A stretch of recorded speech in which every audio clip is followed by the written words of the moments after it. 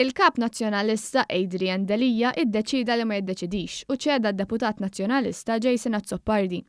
Il-gazzetta kulħadd innotat kif fil-ġematej ta' qabel kellu jerġa' jibda jitlaqqa l-Parlament, il-kellim tal-Partit Nazzjonalista l-Ambjent Jason Azzopardi beda joħroġ stqarrija wara l-oħra.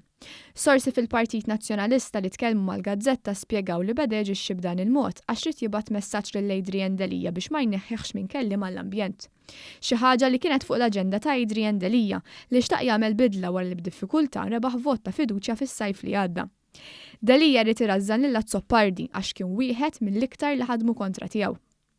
Huwa kellu pressjoni kbira biex ineħħi lil Jason Azzopardi minn kellim għall-ambjent għax jekk il-Partit Nazzjonalista jrid ikun kredibbli ma jistax ikollu kellim li kien membru tal-kabinett fil-gvern li ħa fost l-ar deċiżjonijiet ambjentali. Fosthom l-estensjoni taż-żoni ta' żvilupp fl-2006 li l-konsegwenzi tagħhom għadhom jinħassu sal-lum.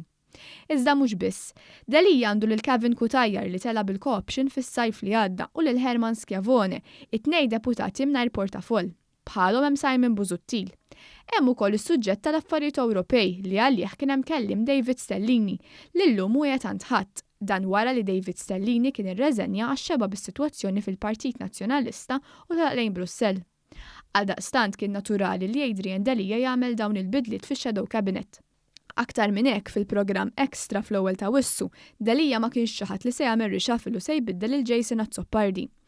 Iżda Delija kellu pressjoni kbira fuqu u spiċċa kellu jċedi, tant li hu l-istrateġisti tiegħu iddeċidew li ma jbidlu xejn u reġgħu ċedu għal Jason Azzopardi.